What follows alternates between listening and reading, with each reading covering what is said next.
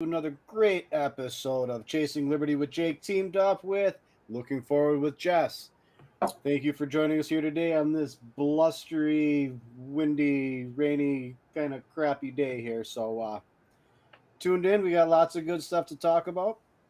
One of the first things that I'd like to talk about here tonight, the signature contest that we just won. It was pretty intense. So, running for United States Congress, Libertarian Party ticket. Very honored to do so. It's been quite an adventure. And in order to run for United States Congress, you have to turn in 1,000 signatures. I successfully turned in 1,200 signatures on the head. And the WEC, the Wisconsin Elections Commission, actually accepted 1,073 signatures, granting me ballot access. So my name can actually be listed on the ballot. Now, these signatures needed to be turned in by, I believe, June 1st at 4 p.m. And now, after that deadline, anybody in the state of Wisconsin can actually contest those signatures for their validity, whether they are within the district or whatever. There's a multitude of reasons that they can be contested. So there's a window to be able to contest that, which ended on June 6th at 4:30. And the Republican Party of Wisconsin, a Mr. Jordan Malvitz, decided to contest my signatures, almost 200 of them, and took over a week to put together a 115-page complaint. Now, per the WEC rules, we get a grand total of three days to file a response. Now, keep in mind, these guys knew what they were doing. This was all just a game. Just a game. There's usually no way whatsoever that a third party candidate has the resources to actually put together a formal legal response to 115 pages while still having a full time job and all the other good jazz. So And we just did to it. clarify, just to Yeah, clarify, they're going after 200 of your signatures to put you below the limit and gave you 3 days to respond correct. Yeah, out of 3 days, 150 pages. Okay, carry on, 115 pages. carry on. So I reached out to my good friend, Mr. Nick Flatley, attorney, who did an absolutely remarkable job putting this together. He headed up this whole project along with actually our national chairman, Angela McCardle, and chief legal counsel, Oliver Hall, along with a multitude of others that came through and put together a 118-page response and asked the Wisconsin Elections Commission to fine the Republican Party of Wisconsin for frivolousness. So really quick, how much did the GOP party pay this? What was his name? Pay him? Jordan Malvitz, there was a payment Yeah, that went to Jordan Malvitz for almost yeah. $15,000. So they No, I paid don't him know if 15,000. Now I don't know if that was specifically for that, but he's on their regular payroll, and then all of a sudden there's this big lump sum that went to him. Pretty confident that was for other legal assistance to be able to put this together. Can't confirm, but you know what? At the end of the day, we showed up, and we showed up to play, and we won. We're back on the ballot. We had 1,027 signatures approved by the WEC. Now we're getting ready for the next fight and the next victory, which will be Tuesday, November 8th. So they paid $15,000 to try to get your name off the ballot, and there's no Democrat running up in your area, right? There's not. There's no So Democrat. they dropped $15,000 to try to get the only other person off the ballot, so they had a better chance at winning. That's Yeah. what I see out of it. It's all trickery. It's all a game. Which Yeah. means, guess what? It means they're scared. And I like it. I like it. I like it a lot. You know, So it says a lot if they're going through that level of effort to try to contest. We had other libertarians within the Libertarian Party were contested and did get booted off, which is definitely a heartbreaker. switch that around. Oh, There you oh, go. I'm playing around with screens. That's me. That's all me. it's not the weather, but I can tell you right now it got real dark. There's We some got tornadoes down. There were some Is there? tornadoes down our way. Is there? Yeah, there was. There was a couple. Ooh, it is. It's dark out. It's kind of freaky looking, but that's okay. That makes it fun. It was uneventful when it passed through Spring Green. I'm sure other areas were not so lucky. I've been watching. I haven't seen a whole lot. I know that there's some storm chasers running around right now, but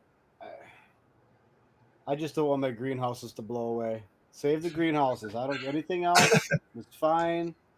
If the big tree, if the big cottonwood's got to fall on the roof, I'm fine with that too. Okay, we need a new roof anyways. You got insurance, right? Oh yeah, oh There yeah. you go. Yeah. It's just hard to try to put plastic back on a greenhouse when it's filled with tomatoes. So when your tree falls on it, just make sure you hide all your chainsaw marks that you cut in it to get it to fall on your house. Okay, that might be a dead giveaway when they go to check it out. It was an angry beaver, I promise. You're right. So tonight, a lot of stuff has been going on about gun violence lately. So I figured we'd talk a little bit about that, Yeah. and then just break into some breaking news because those are fun, anyways. Oh yeah. Yeah. So okay. So you're on the ballot. Really quick though. You're on the ballot. What do you got coming up? Do you got some stuff coming, events, things like that? Actually, the next thing on the docket won't be until July. We've Okay. got about a 9-member team right now for the campaign team, and we're making sure that we're getting T's and I's crossed, vice versa. T's crossed, I's dotted. There's a dyslexia. I liked it better the other way. I'll go with it. I'll go with it. You guys Yeah. knew what I was talking about. But we're getting all the groundwork set so that when we come launching out, we can be fully effective with the events that we're actually moving forward to complete. We're going to hit up some parades here for the 4th of July. We're starting to organize some fundraisers. We're getting some stuff together. And I'm very, very excited. And to see the dedication from the team that I've got put together here is absolutely remarkable. You want to talk about a humbling experience, having this many people surrounding you that believe in you is truly, truly outstanding. So, Dark Sage 99117 has a question. Go ahead and shoot it off, bud. Oh, there we go. Excellent, excellent. Oh, wait, you can have the one from Rustin. Yeah, can't prove we got the signatures from people. The whole signature process is foobar from the beginning. If you are, here's my take on it. If you're the damn Libertarian Party, okay, Libertarian Party, the Green Party, those are your two big ones in Wisconsin, other than Democrats and Republicans. Let them on the ballot. What does it freaking matter? If you have 5 people, right, the Fab Five, if you have 5 people on there, let them get on there, let them debate, let people pick the best one for it. So Yeah, the, they're the not way letting that that they actually do it in, so when I was out in National, I found myself up on the 29th floor of the Nugget, which is pretty freaking cool up in the penthouse. I had a tremendous time with Nick Sarwark and met some tremendous people out there. But I met a gentleman out there from Colorado. Ballot access in Colorado, super simple, super simple. If your party maintains, I believe it was 300 members, okay, you nominate your candidates, they're automatically on the ballot. There's no signatures, Yeah. okay? That's it. That's done. That's ballot access, okay? All these hoops that we have to jump through, this is set up in order to make it difficult for guys like me and any other third party candidate or grassroots candidates trying to run. I work a full-time job. Okay. It's Wednesday. It's Wednesday and I have 37 hours worth of work in. Okay. Try accomplishing that and getting signatures and still trying to be a father and a husband. Okay. It's a lot of work. Okay. And it should not be like that. Yeah. Okay. If you want to run, I really like the way that Colorado did it, and I am going to move forward as the chairman of Wisconsin to try to actually start working on some legislation here in Wisconsin to try to get that done, so we don't have to jump through hoops of fire to get signatures anywhere. And that's for both for the Libertarian Party and the major parties as well. I'm sure they're done getting signatures. It's a pain in the ass. You're But what gonna I've like. Oh, go ahead. But what I've seen happen here is the major parties actually use the WEC to push around and bully third-party candidates. Who made the WEC? They did. Who did put that together? They did make that. Yeah. They did. It was the GAB from 2008 to 2016, the Government Accountability Board. Ooh. So there was all those conspiracy charges at the beginning of 2000. Using taxpayer money to to run their campaigns. So they made the Government Accountability Board. And then in 2016, well, a little bit earlier than that, they got tired of being caught. So they got rid of the Government Accountability Board and brought back the WEC. Now, the WEC, you still have your president with it, but there's 3 elections from each party for the chairman of the WECs. Mm-hmm. The Democrats have 3 of them, and the Republicans have 3 of them. They know exactly what the WEC is. So they talk about, how messed up it is for the voter registry and all that other stuff. They created this problem. They know what the problem is. So you're reading it. You're going to go for it? Let me see here. It said, I am curious, how do you plan to reach out to disillusioned Democrats like me who may not agree with everything you stand for but are willing to listen? How the Libertarian Party reach out to people like me? We're trying to reach out to everybody. Okay, that's a struggle that we have, reaching the masses in its entirety. So I mean, I've set up several speaking events and have promoted across social media. And I've gone door to door and to try to get people to show up to these speaking events to have conversations, and few people have showed up, which is why we do this podcast now. We seem to be able to reach more people um, via these podcasts and social media than what we do setting up speaking events. So I want to reach out to everybody, and that takes donations so that we can get out mailers. It takes volunteers so we can knock on doors. And the more support that we have from the volunteer base, the more the masses that we're going to be able to reach. And the beautiful part with the Libertarian Party is I can agree with just about everybody on every topic that they want to do, as long as they don't force it on anybody, and as long as everybody has consent. That's the beautiful part. We protect self-governance. So one of the things I learned as an independent is that people are angry, people are frustrated, oh yeah, and they want change. So Democrats and Republicans, they're fed up, they're tired, they're frustrated with both sides not doing a damn thing for them. So people are starting to look out to more of those third parties and independents, and there's a change coming. There is truly a change coming. I did have a lot of support. I knew I wasn't going to win, so that's why I got out. But people are angry, and that anger and that pessimism is going out there, and it's spreading. And that's why more people are looking to that. So there's more confidence when you start going that direction. So when you start looking at the congressional race, like for Jake up in the 8th, there's no Democrat running, so it's a Libertarian against a Republican. That's going to be a great battle. You really want to watch that. You really want to check that out, because that's mano a mano. That's not a Democrat getting in the way, stealing votes. That's not a Republican getting in the way. So, well, if it was vice versa. Yeah. It's 2 people going at it, and this is where a third party can shine. So I'm actually excited to see how this is going to turn out. So me too. I've already got my desk chair picked up for Washington, so it's gonna be pretty interesting. We got the same question here, same individual said, are you willing as a candidate to hear all sides of the issues, even if you disagree with them? Are you perhaps willing to take a stance on issues that Democrats like me may support, but you may not? Do you feel that the compromise with the people have different values and ideas is important? That's the beautiful part about the Libertarian Party is I feel that everybody's values are important. Okay? When we focus on self-governance, local legislation, we can have customized government for within your communities where your ideas and your belief systems are supported. Okay? When we try to push legislation from the top down, from the federal level, that's what puts us in this battle.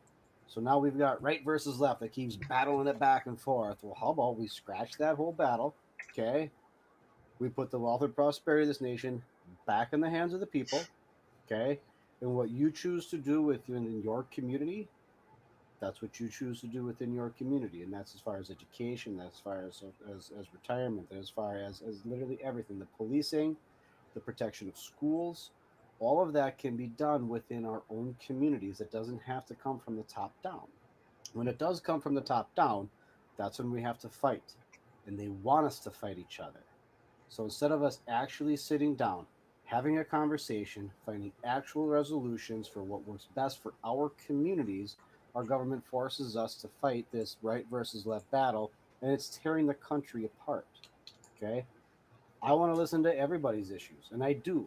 When I sit and I listen to people, I've talked with people from the Democratic side, I've talked with people from the Republican side, I've talked to the independents. Okay, that's one of the most powerful tools that I have are my ears. Shut my mouth and listen for a minute. And when you actually, seriously, it really is. Okay, so a lot of politicians will get up on a stump and they'll start preaching their preach. I like to just shut my mouth and listen to people. Okay, because more often than not, people are saying the same thing. So across the board, think of it this way: across the board, okay, everybody wants the best schools. Okay, everyone wants to make sure that their teachers are paid well. Everyone wants to have high quality, low cost health insurance. Everyone wants to make sure that our communities are safe. We want to make sure that we don't have any foreign invaders. We want to make sure that when we get into our golden years, that we're not having to work until the day that we die, and we can actually relax and enjoy life a little bit. Okay, this is all stuff that we all agree on. Okay, So we I gotta hop disagree in on there. how to get there. Hit me I with gotta it. hop in there Hit me with because it. people talk about listening, and then people talk about my politicians aren't listening. But you know what? The solutions are out there, and that's why I started up the Win Network.win, because all these organizations are already out there that have solutions. The problem is the little savages that are up there that are already in office aren't doing a damn thing. They're not following through with what we are asking of them. Look at pick an issue. It doesn't really matter what it is. If it's public education, gun reform, whatever. Everybody, there's so many solutions out there, and nobody's doing a damn thing about any of it. The water. Look at the water up by you, up in Kewaunee County. Yep. Disgusting. People are not going to be able to drink water there for decades. But yet, what's being done about it? Not a goddamn thing. That's what people are pissed off about. And And it's not so much. that's the Yeah, thing. sorry, go ahead.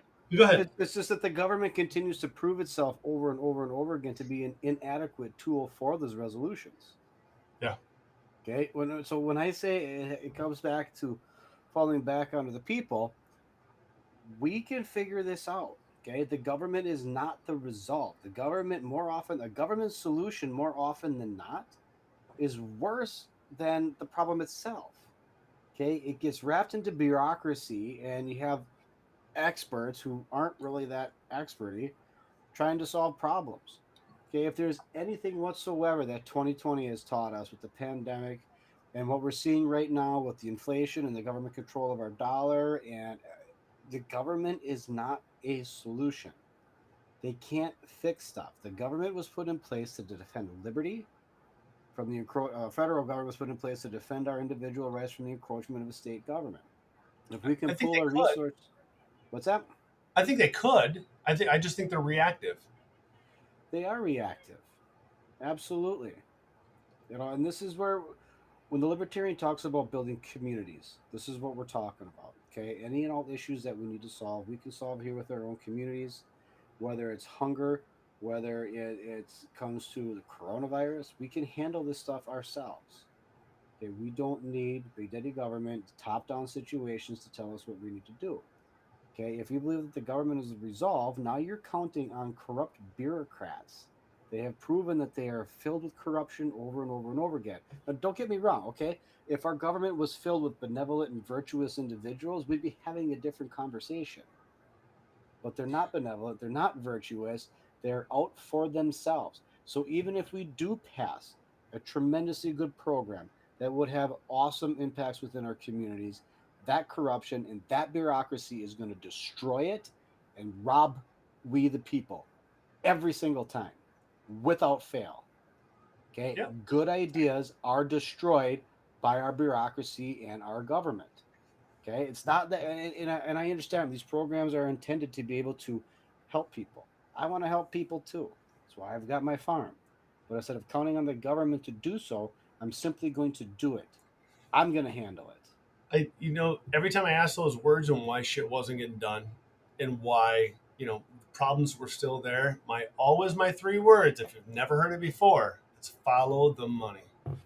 You follow those three words. That's how you get answers to shit. Hey, we could go off for like a long time. We're already 20 minutes in. We haven't even got into the gun control stuff. I know. I'm so sorry. Hey, I want to say a quick shout out. My wife has been in Arizona for about 2 weeks. She was down there. I want to do a show on this coming up. She went down there. Turns out the care facility that was taking care of her grandma was stealing lots of money. Shit ton. Oh shit. Yeah. So my wife is down there right now. Got my grandma or got her grandma out. She's safe. She's good. We're gonna take care of her. Moving back up here to Wisconsin. Oh god, it's just been a freaking nightmare. We'll do a show on it when she's back here, and we'll get her on for that. That's what she had to go crazy. through. What she had to go through to do some of this stuff. What really pissed me off, really quick. I'm so sorry. Really pissed me off is the cops know about organizations that are doing this stuff down there, and they're thinking these care facilities are just ATMs for these people. And the county, we turned them into the county like, oh yeah, we got another one. Bank of America was some of the stuff. They're like, there's whole organizations dedicated just for this fraud stuff. And she tried to reach out to investigative reporters. They won't really touch it. Interesting, when we reached out to the lawyers to start going after these people, the lawyer said, if you get an investigative reporter to report on this, on stealing money from the elderly, you contact me and you give me their names, because he's been trying to do it for years. Therein lies a problem where we know that people are stealing from other people, like the elderly, and nothing's getting done about it. Pisses me off. So we want to talk about things that aren't getting done, that should be getting done. Where's the protection for that? And that's you can apply that same logic across almost the entire government. When's the last time we saw any politician held accountable for violating the Constitution or violating the law? I know. No one's ever held accountable. No. Once in a blue moon, you'll see someone get a slap on the hand, but otherwise, no one's held accountable. Nope. All right, buddy. I'll run through some statistics here for some gun violence, okay? Let's do it. All over the news. Of course, there's always a mass shootings going on. Mass shootings like 4 or more people. It's kind of disgusting. So, of course, Uvalde was the last one. Here's the deal. Roughly 45,000 deaths from a gun happened in 2020. So 24,000 of those 45,000 were suicides. The United States is the only country in the world to count suicides as a death by a gun. Interesting. Which is usually about 55 to 59, by the way. So if you're in that range, that's the highest suicide range. I thought that was interesting. Anyways, so 45,000 deaths, 24,000 were suicides. You've got about 600 accidental deaths. You've got about 500 deaths from self-defense. There's some in there from the law enforcement. So it leaves about 20,000 deaths by a gun. Okay. Out of those 20,000, 90% of those are from handguns. Okay. And if you start looking at that of those areas that are like that, it's Chicago. You've got a 20-block radius. You've got Milwaukee. You've got a bad areas over there. Racine's got some other bad areas. Follow them around. It's your poor schools, no jobs, your crimes, your gangs, your drugs. Those type of environments are the ones where your deaths are highest, and those are coming from the handguns. And 86% of those are males, which I thought was interesting. The highest number of your homicides that are happening is between the ages of 20 and 24. Okay, so now we have 20,000 deaths across America, and a lot of them are coming from handguns. So when we start getting into this gun control, now I did do some research on what was happening right now for the gun control that's in our Senate and House, and they're going after some interesting things, which I kind of like some of this stuff. I'll get into that here in a second, but the mass shootings. Here, I want to bring something up here really quick. So here are the gun deaths. Look at what we've done since 2014 to 2021. They are on the rise. They're growing. It's coming up. So obviously we're getting worse in our crime. And we're just talking about that. What's being done about it? Nothing's being done about it, right? So what can we do? We're looking at the homicide rate. So I broke down Wisconsin as well, and I'll show you guys this in another thing here. The blue line is the national case. So Wisconsin is just about in line with the national case. We're not really breaking away or anything. There's a little blip here in 2015, but we're still a little bit under. Um, Still fine there, and I won't go into the other data. But let's see here. Here's Wisconsin. Gun deaths by intent. 68% of gun deaths in Wisconsin are from suicide. Okay, that's a scary number. 68% of them. Okay, if we can help out with that. So, gun deaths over time in Wisconsin. Oh, I zoomed in too close. Oh, I screwed it all up now. It'll come back. The rate of gun deaths has increased by 59%. 59% from 2011 to 2020. Okay, that's a 33% increase. That's insane. So we're getting more guns, more deaths here in Wisconsin, and now we're getting more suicides. We know our mass shootings are on the rise. So where are we at with mental health? And where are we at with some of that protection? Where are we at in researching any of that? That's we don't want to talk about that because that would actually. But here's the way that I view the guns. It's used as a battering ram because if you try to stand against gun legislation, you're automatically for the people that are mass shooting, which is not the case. Okay, we need to have an honest conversation about mental health in this country, and this that's where the actual resolve lies. You could pass all the gun legislation you want in the world. That's not going to do anything to fix the mental health of the country, which is slipping drastically. Um, Definitely would never agree with that or disagree with that. Our mental health is broke. Um, Big time. yeah. When we talk about mental health here in Wisconsin, there's I don't know if I should say it or not, but I'm going to. There's some UW Madison students that are just graduating, and they're for mental health. Here's the thing: they went out to try to get licenses, but they couldn't get the licenses. The state was not ready. DSPS could not accept them. So you have all these students that are just graduating that can do mental health care that aren't able to get into the industry. So then, once DSPS got up and running, so they're already months behind. So once they got up, they applied for some of these positions. They were so messed up. Some of them had to go into the office, wait for hours just to get it taken care of on what the problem was. It was mostly data entry when they were put into the system. It was just put in wrong. And so now these people are finally able to start taking tests to be able to get certified through the state. They're graduating. We have oh geez, out of the 72 counties, I think there's 20 counties that don't even have any professional mental health nurse practitioners. Don't have any of that stuff, and now we have problems of people not even able to get licenses to help in that industry.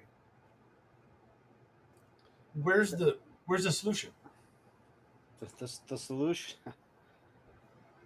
I understand the whole purpose of getting a license is through the government is to be able to provide some level of protection.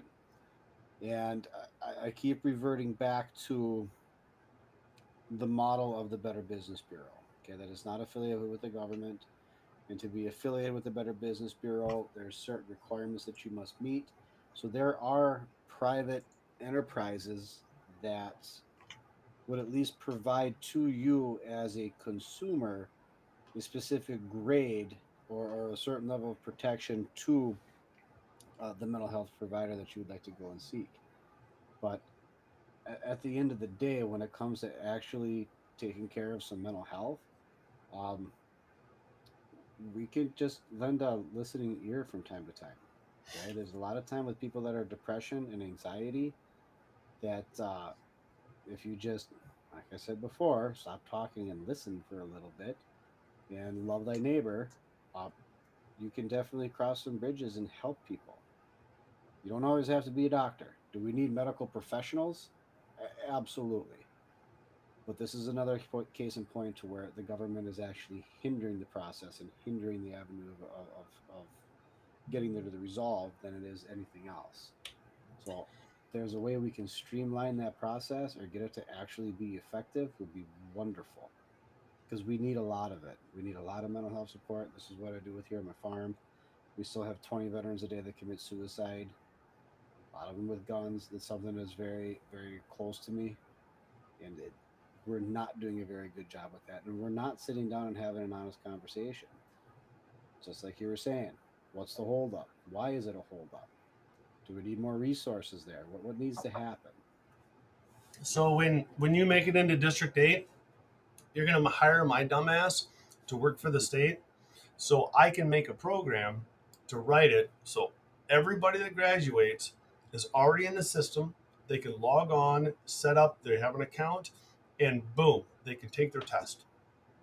Done. And because if we can start getting more people that are graduating from this state to work in this state, that's ideal because we don't want them people to go to the other states. The best time to get professional mental health nurse practitioners is from within, from Wisconsin. I'd be curious to know how many are graduating from that field, from Wisconsin. I will get that for you on the next episode. I actually have those numbers. Excellent. I out of pure curiosity, and then I'm sure we could double down because we'll need it. Yeah. Those numbers are out there, and there's actually a very high percentage for the people that are graduating in Wisconsin to stay in Wisconsin. Not as many people go out to other states, but if we keep giving them reasons to not give them jobs, of course they're going to go to other states. So you got to give them reasons and make a streamline for them to stay here. So when we get into, more gun stuff. When we get into mass shootings, I started looking at it. So in 2010, there was 513 deaths and over 2,500 injured. In 2021, it increased. There were 704 deaths and over 2,800 injured. In 2022 already, we're at 303 with over 1,140 injured. It's increasing. One of the things that upset me about Uvalde is they couple things. Number one, they lied about this school resource officer that they said was on the location but wasn't. Okay. They originally said that this resource officer caught this perpetrator before he even went in. They exchanged gunfire, but then they didn't. They just had a conversation. Turns out the resource officer wasn't even there. Number one. The second one that really upset me is it took them an hour and 20 minutes to break in to the classroom that this person was in that had the gun. An hour and 20 minutes. Interesting, there's a lady named Angeli Gomez. Amazing lady. She worked 40 miles away.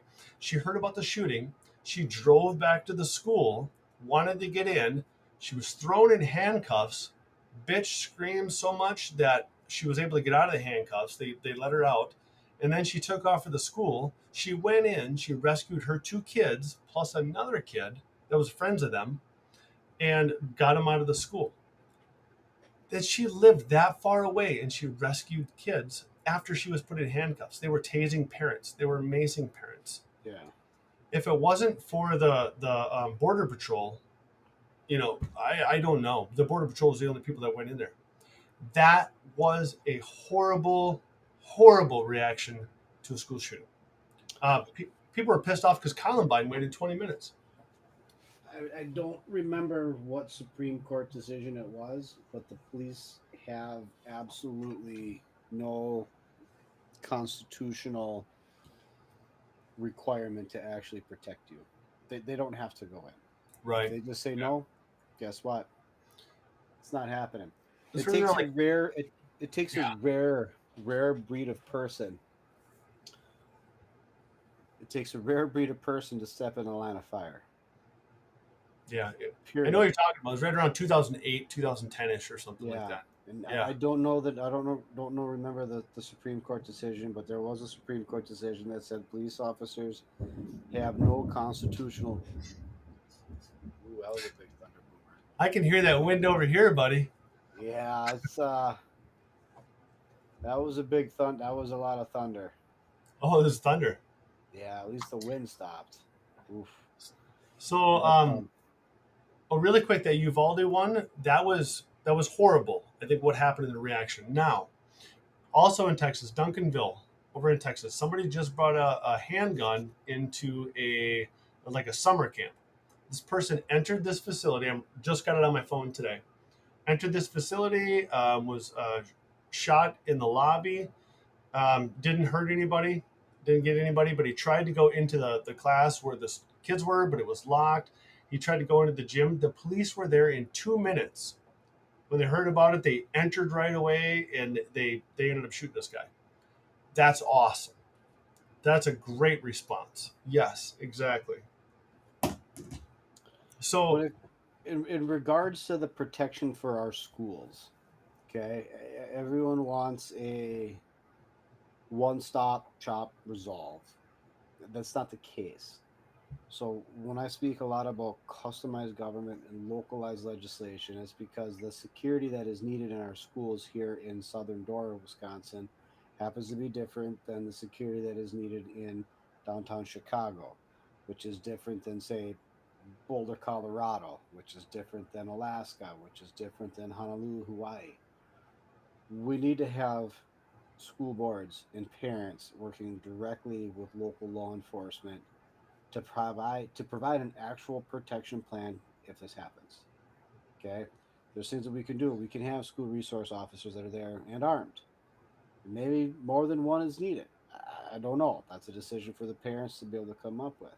Okay, you can actually have all the doors locked. Okay, single point of entry. Okay, you can't enter the school anywhere else except the front door.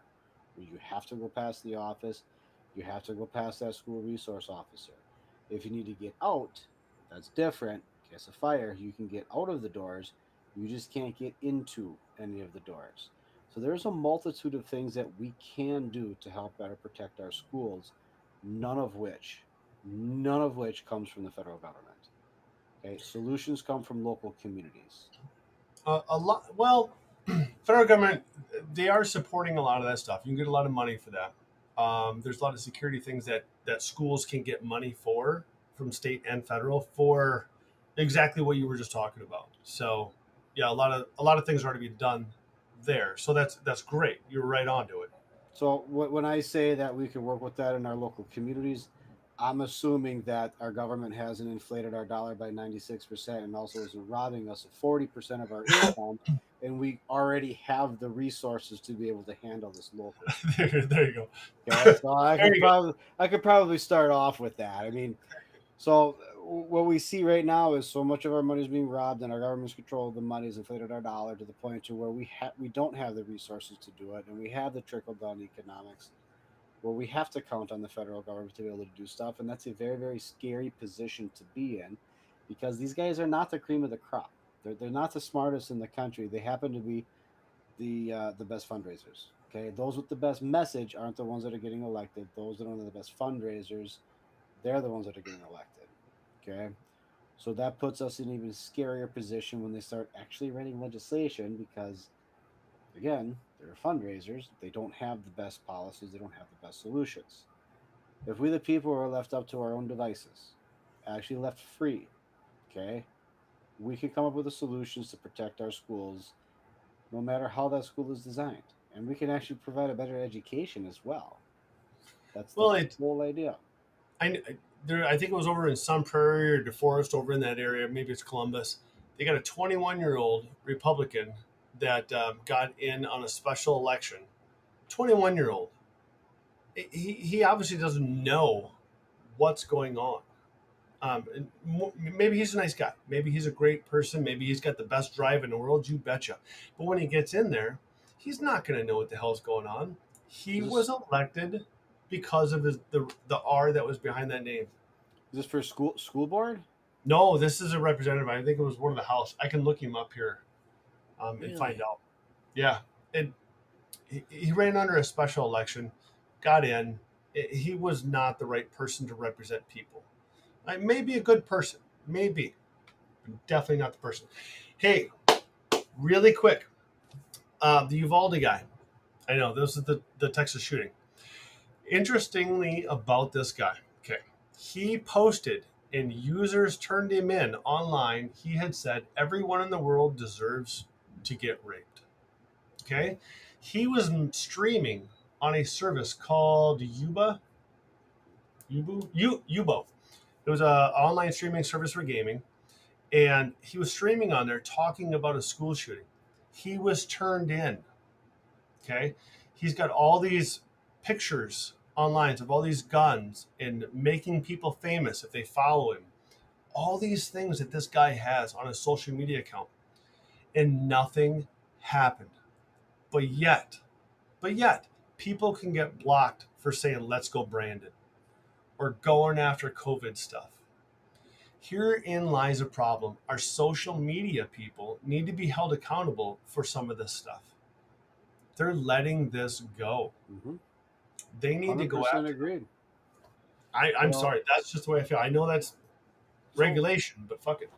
We used to have communities and social structures. So if there was an individual that was struggling, uh, there was help available. I do remember reading an article at one point in time where he was actually walking around with several beaten, bloody cats in a bag. I mean, what was there nobody that said, you know what, maybe you should go talk with somebody? Even his own family didn't even do that. Yeah. Okay. When it comes to the breakdown of the social fabric of this country, this is the stuff that we're talking about. We used to have close, tight knit communities that if these situations were happening, those individuals would be seeking help, would have be forced to get help. Okay, we used to have. Um, I'm drawing a blank right now.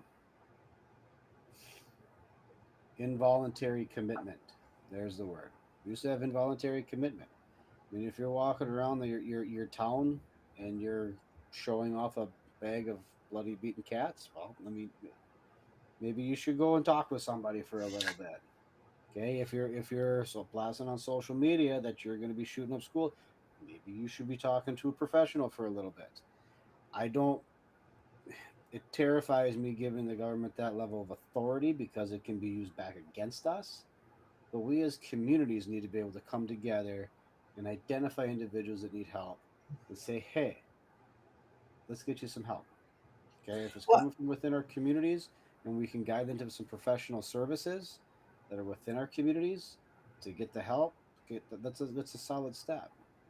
I think that would be great. I think those communities and those people are there, but I don't think there's anything past that. I don't know how much support there is that when somebody turns it in and says, "Hey, this person is carrying bags of cats around," they're not good for our society. Like, what's happening past that point?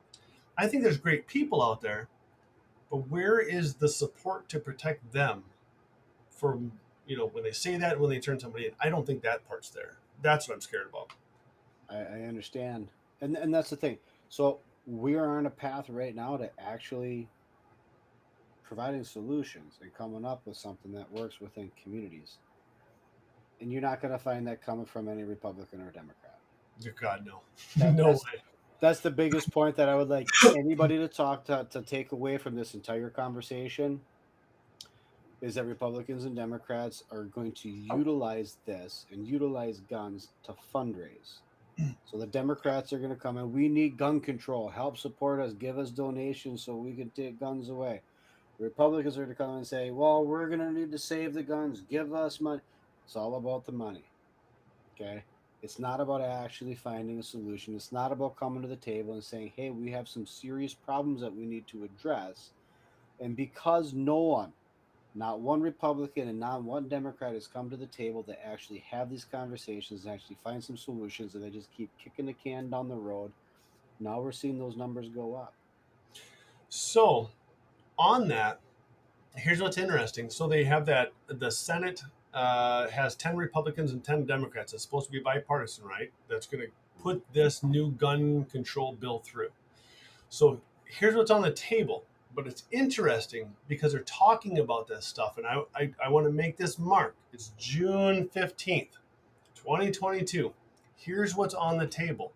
But they haven't written this bill yet. Okay, there's 6 big things. Help states pass red flag laws. There's 19 states that have red flag laws. They want to help more get those. Okay.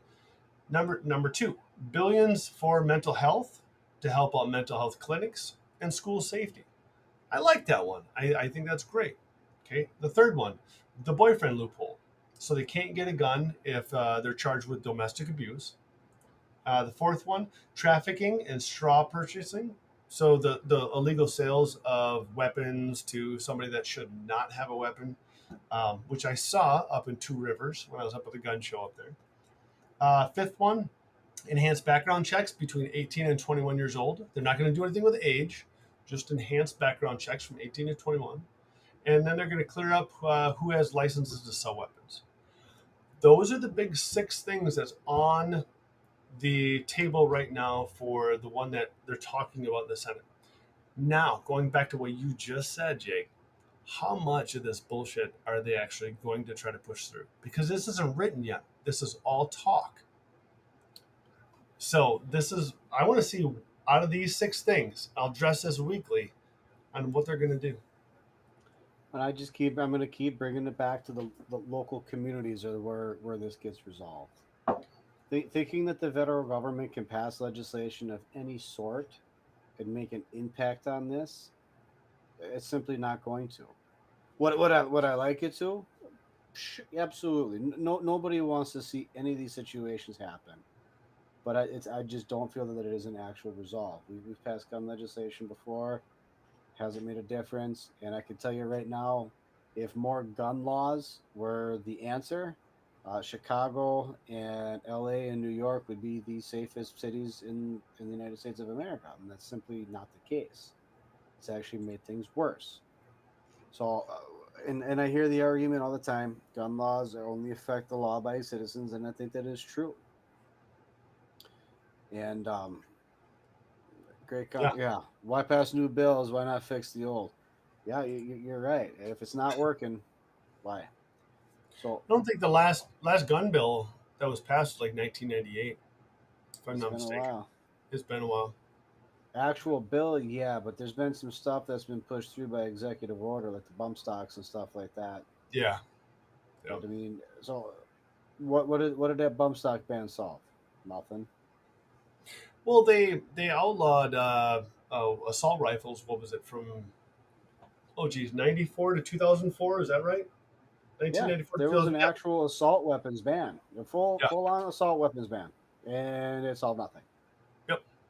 So more gun laws isn't the answer. More guns isn't the answer. So what does that leave us? I'm going after mental health. Exactly. And I'm going after social media because it's out there. They have the answers on social media. They can write algorithms to go after teenage girls and teenage boys to keep them on there, and to go after those type of personalities. They can go after schizophrenics and crazy people. Yeah. If there's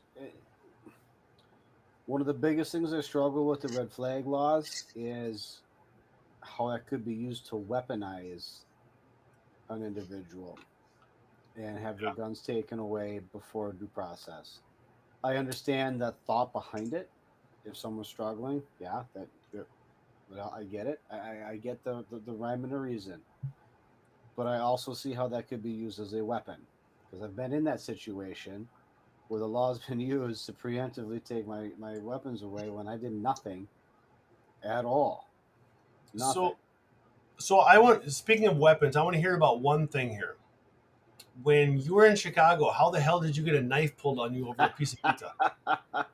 It actually wasn't a piece; it was an entire pizza. Oh, it was an entire pizza. It was a whole pizza. Whole pizza. What happened? I don't know the story. All right. We got 10 minutes left. Here's a story for you. Here's a story. We haven't even done breaking news yet. We're gonna run a little late. Go on. I want to hear the pizza. So, I fly into Chicago, coming back from Reno. Okay, and my flight from Chicago to Green Bay gets canceled, and I'm mad because I'm tired. I'm exhausted. I just want to be home. The ladies upstairs tell me that my luggage will be done on the carousel. Okay, fine. So I go down to the carousel. I exit TSA, the safe zone. I go down to the carousel. While I'm on the phone with the Hilton Hotel trying to get a hotel room, there's one hotel room left, and they wanted $600 for the night. $600.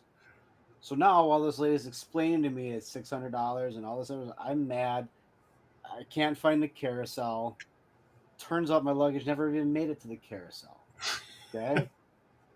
So then I have to go over to customer service, the baggage claim service or whatnot, and they tell me that I don't know why the ladies upstairs keep saying that your luggage is on the carousel when we hold it in the back. They got to stop doing that. I said, well, I need my luggage. I'm already back through TSA. I need that. It's got my phone charger, all my hygiene stuff. I need my baggage so I can go find a hotel room for the night. And she goes, well, that's going to take about 4 to 5 hours to find your bag. I was like, really?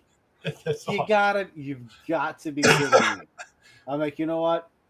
Screw it. They gave me this little water jug that's got a little tube of toothpaste and some deodorant, a little hygiene thing to make it through the night.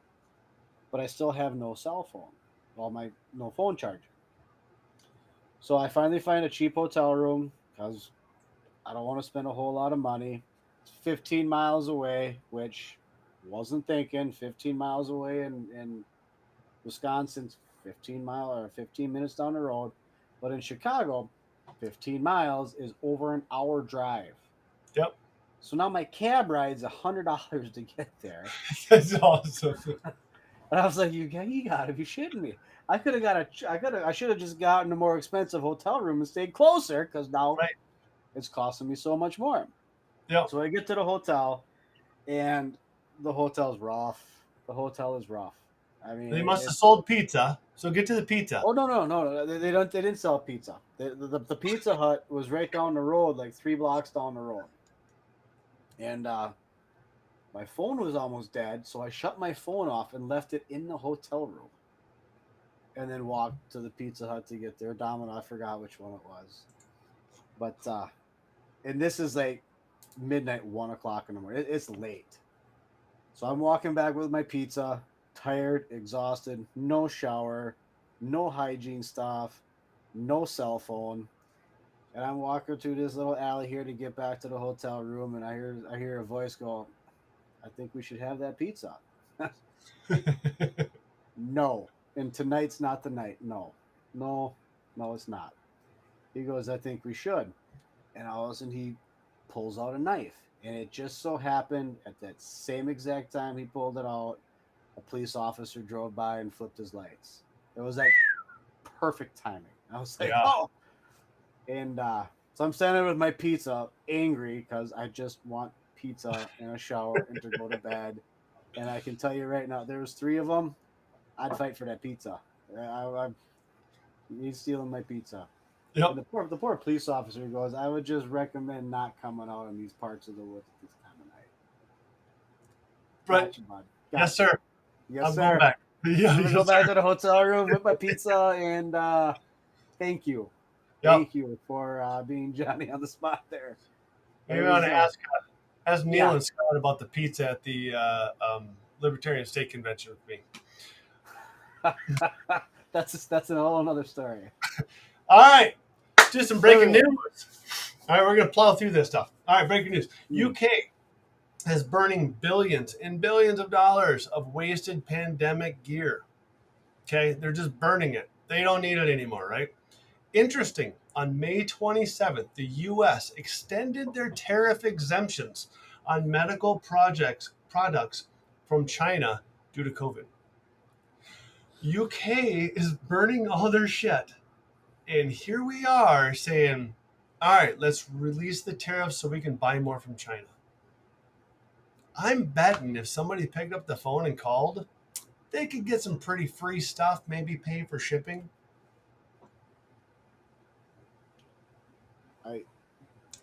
This whole thing is what do you do? You get to that point.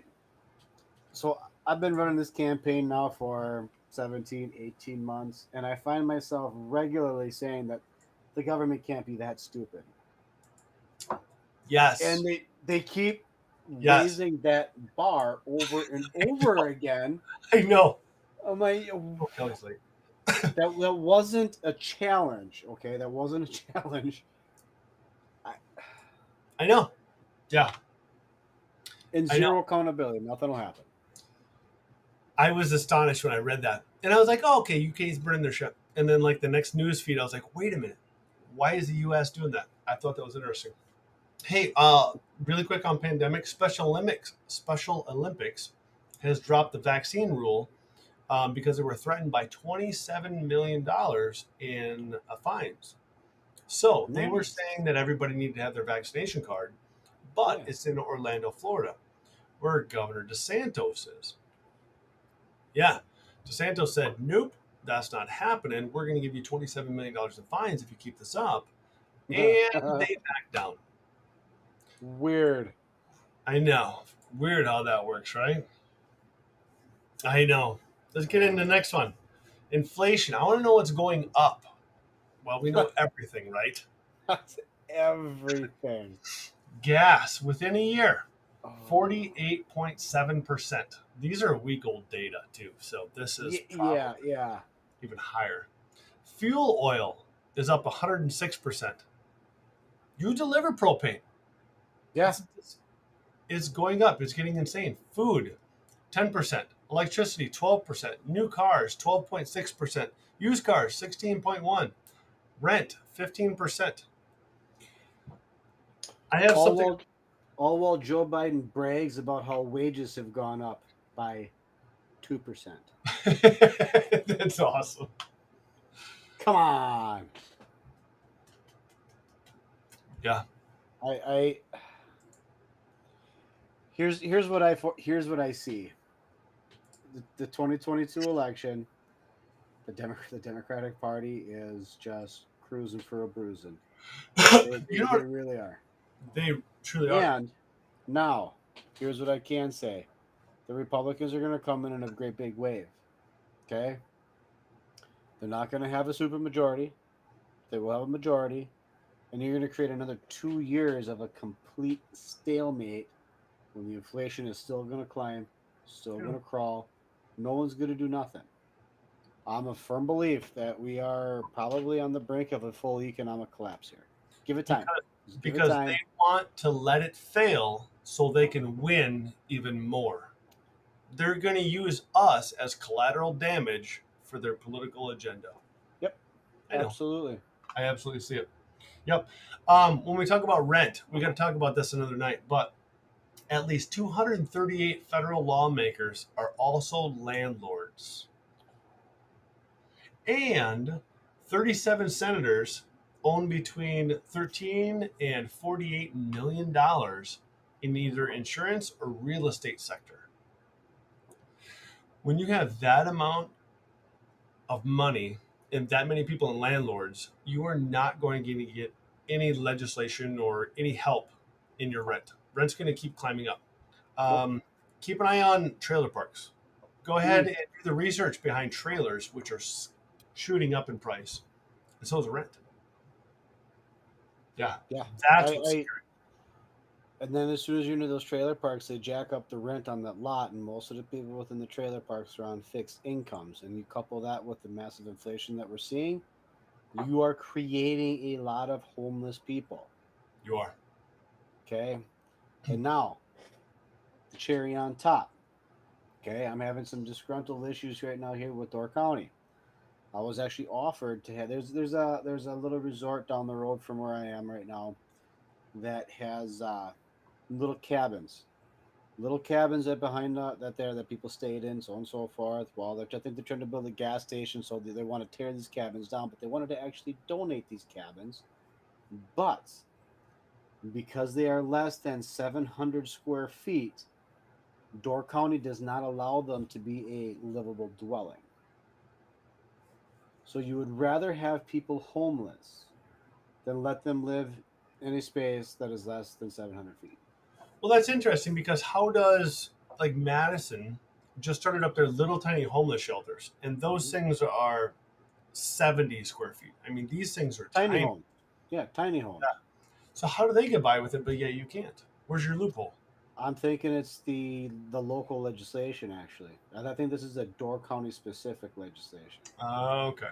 Yeah, I Yeah. don't think it's something to do with statewide stuff, but it blew my mind because I'm trying to get housing set up here on my farm for veterans because I've run across three veterans now that are actually looking for an actual place to stay. I mean, they're like homeless, okay, and they want to come and join, take, be part of the farm.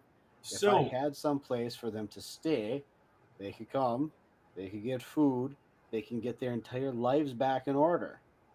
so But Door County doesn't allow tiny homes. can you put a door between them to connect them to add up your square footage, or an awning over the front? I'm just gonna put them up. Even better. Fight Even me better. in court. I want to hear you argue against me trying to house homeless veterans. Please, Right. please Oh, right. argue that. Put me on Please the argue news. that. Yep. I'll call every news agencies and I want to hear you argue that. Yep. Tell me how I'm bad. Please Yep. tell me. I'll be a bad boy. Breaking news. Shrinkflation because size matters. All Yeah. right. Kleenex, we're going from 65 to 60 tissues. Chobani, 5.3 to 4.5 ounces. Nestle, 100 grams to 90 grams. Cottonelle, your toilet paper is getting smaller. You're going from 340 sheets to 312 sheets. Fritos, Pepsi, Gatorade, Doritos, soap, snack bar, Domino's Pizza, cheese. Everything is getting smaller. Their prices are staying about the same, but everything is getting smaller, and they're saving millions on actually doing this. Now, is that being done to combat inflation? Yes. Yeah. Yep. Now, I got to do the research into this. Like Dollar General has said, I want a 25% increase across the board. Cool. They got that because of inflation. So they put that out there. But yet they're taking all that excess money and they're doing stock buybacks. So I want to find out more companies besides Dollar General that are doing that, because all they're doing is just robbing the consumers to pad their own pockets. It's very, very important to be a smart consumer. Okay. And I preach this all the time. Buy local, buy local, buy local. If you need something, okay, it's not going to come as fast. Okay. Trust me. I mean, I order parts all the time. When I can't get it locally, I get to use Amazon because I've got need tractor parts, and it gets here in a couple of days. If we had the time, we would go through the local guy, have him order through there, and help support local businesses. That's the way it should be done. We need to start doing more and more of that. And I'm just as guilty. The I need it, and I need it now. That's We have to focus more on supporting the local. These big chain stores, even Dollar General, that's a national corporation. Guess what? Start supporting local. Your local shops, your local farmers, things will turn around. 100% agree, buddy, including you. Breaking news. We got election fraud in Pennsylvania. Can you believe that? No way. I know, it's weird. Okay, here's a story. There's a former congressman who pled guilty to election fraud charges. Okay, Ooh. Michael Ozzie Myers. He's 79. He's in Philadelphia. Okay, he pleaded guilty conspiracy to deprive voters of civil rights, bribery, obstruction of justice, falsification of voting records, and conspiracy of illegal votes. Blah blah blah blah blah. It goes on. What years did he do this? He did it for Democratic candidates in 2014, 2015, 2016, 2017, and 2018. Okay, he was actually bribing judges to not only to help do some of this stuff, but also to falsify information, fraudulent votes on voting machines, called ringing up votes. This is one instance that's happening. Okay, 3,000 or 2,000 Mules has came out. Okay, I've watched that. I don't know how much is true behind it, but I'm trying to find out how much litigation and lawsuits are after that. That's what's Yeah. important, because if this movie did point out some of that stuff, it's interesting. Here, this person is pleading guilty to this. That's happening all over the United States. That's scary because that's taking away from our civil rights, right? Our voting, our most important one. And I sat up that one day in the Oconto County Constitution Party, and great group of people, absolutely love them. And one of their goals is to actually get Oconto County to move back to actual paper ballots with watermarks and all the jazz, and make sure that your vote is secure. Okay, and I get it. I absolutely get it. Having a secured election is critical. But what's just as critical is that the government is this damn big, okay? So that it doesn't affect your life. You can't have one without the other. They have to be equally important, okay? The reason why election integrity matters so much is because the government affects our lives so much. We're not living free. We have to reduce the size of the government. And if they decide to steal an election, guess what? It doesn't affect your life because they're not doing anything to affect your life. We're working within our communities. Now, when I was up in O'Connell and they were talking about this, they spent an hour and a half before I had to leave and take care of a pregnant goat, which is a whole nother conversation. But we spent an hour and a half talking about power, how to gain power, how to maintain power, and how to grow power within the Republican Party so that they can control the election and election integrity. Okay? That entire time for me was wasted. Okay? Instead of talking about power, how to maintain power, how about you actually draft a piece of legislation, a plan of action to gain community support, and present it to the county board? You could make actual change. You could actually do something instead of continuing to fight and scheme on how to gain and maintain power.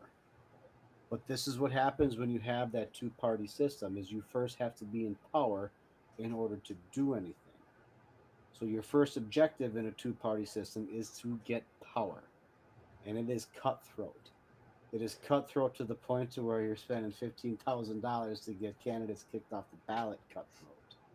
This is bare knuckles politics. This isn't how it's supposed to be.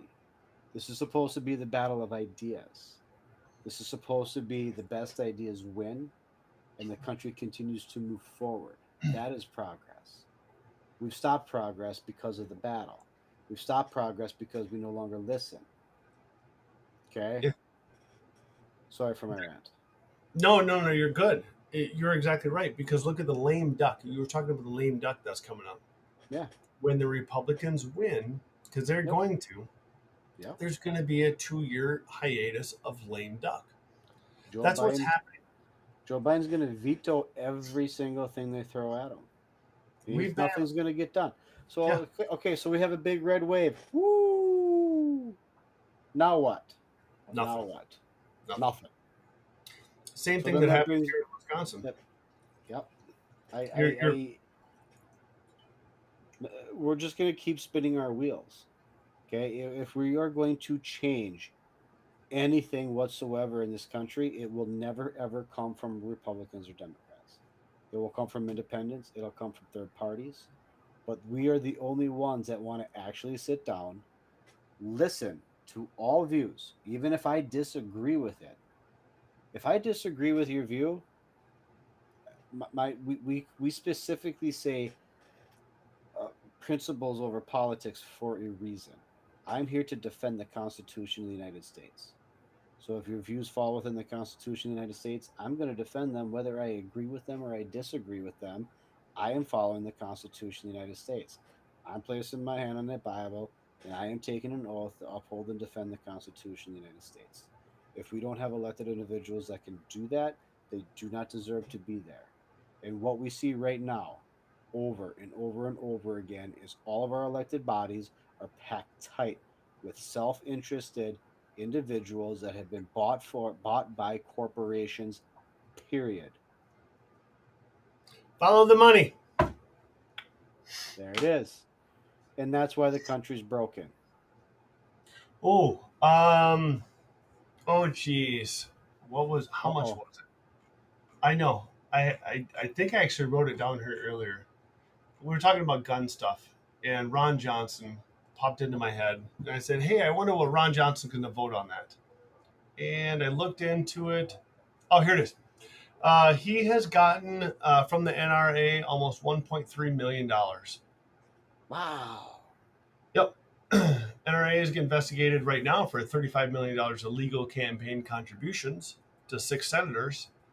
Not They've used shocked. shell. Oh yeah, there's not a shocker, right? Used shell corporations to improperly aid them. Yeah. So, anyways, that's where my mind went with some of that. Hey, let's only do a couple more breaking news. I had a lot more, but let's just finish her up here. Perfect. Cool. So there's this Montana school superintendent of public instruction. She illegally passed a school bus while kids were boarding. So she's the superintendent of schools. She illegally passed a bus. You know how the stop signs come out, they flash. Yeah. I don't know what I didn't know how to react to this. I had 100. that. All right. Here, here's another one to keep you more. The citation can be removed from her driving record if she has no traffic violations for 2 months. The school superintendent does not know to not pass a school bus when the flashing stop lights are out there, and they can get taken off her license in 2 months. So I'm going to steal a quote from Don himself, from the Don. Go ahead. From Don the T. You're fired. Right. That's it. Come on. Yeah. That it's a busload of kids. 2 more. Come on, Pat man. Fallon. Pat Fallon. He made 122 late transaction reports. Okay, so this is in a stock trading. He's a new dude, Texas congressman down there. Yeah. And yep, so he made all these stock trades. $9 million to $21 million is what he traded. He got a $600 fine. $600. He made between 9 and 21 million. He's not going to disclose it. $600. How is he going to live when he gets fined $600? Here's what I could tell you as your congressman. As your congressman, I will never make any shady stock trades because I ain't got no money to make stock trades.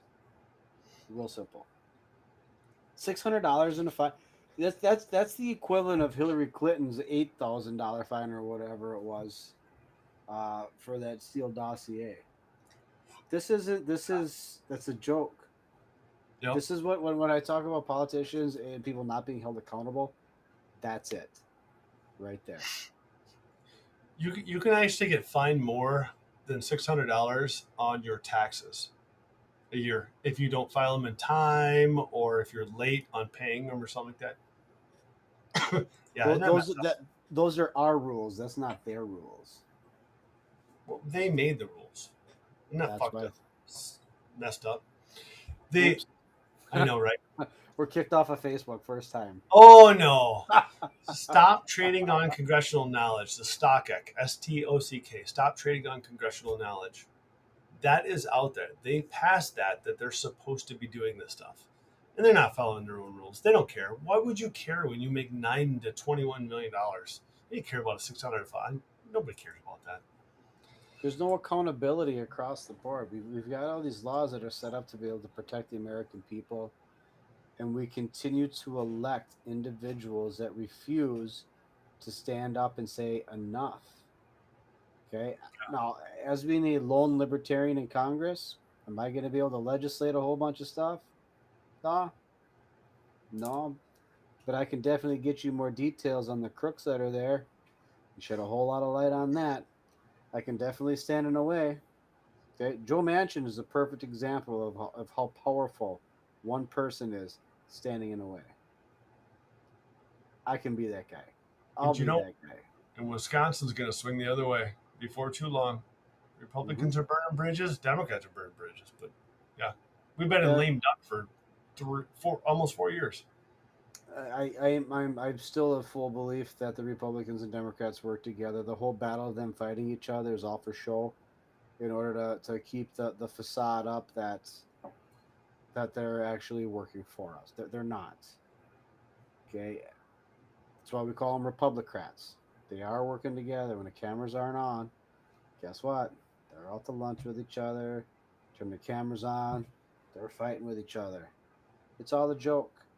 Okay, until we get real people into office, the people that have had to struggle just the same as all of our neighbors have had to struggle, nothing's going to change. Our government was never intended to have being a politician was never meant to be a career. That was meant to be a service to your country. Just period. They passed that. They passed that. They're I know. yeah, I just get it. disgusting. But there's a lot of good people that are running, other than just myself. Good, honest people that have really struggled with what our government has done. And they are going to struggle to get noticed just the same. Yep. We have to stand together. We, the people, will prevail. Our government may crash. But when we start work, so think of it. If tomorrow morning we wake up and the entire government and our whole dollar fails and the entire economy crashes, what do you think is going to happen? Do you think we're going to fly into a full anarchy where buildings are burning? And I don't think so. I think you're going to see people coming together. You're going to see people that have an abundance of food sharing with their neighbors. You're going to start to see things work backwards. You're going to see a lot more people starting to garden. Okay, you're going to see people working together within communities as soon as the government is removed. Okay, we are social individuals. We can make this happen. The government's not the resolve. The government is the problem. Get rid of the government. Let people live free within their communities, make their own decisions for their schools, for their communities, how they want to live, whether it's the LGBTQ community, whether it's the Christian community, whether it's the Muslim community. Stop hurting people. Don't take their things. Live free. Love thy neighbor. You know, with the big R word that's been thrown around a lot lately, if it does crash, we're not done. No. We're not done. No. The government's not. People will still get paychecks. It's going to continue. It's just going to change a little bit. That's all. Yep. One more, buddy. One more. One more. Breaking news. Russia pumping more oil now, of course, since before the war. And now they're going to open up more wells in June to handle the extra supply that people are buying from them. Those wells are in Ukraine. It goes through Ukraine. Yeah. Their pipelines go through it. Yes. Yeah, absolutely. Yeah. Record profits. I think I've and don't quote me. I want to say 93 billion. I'm not sure.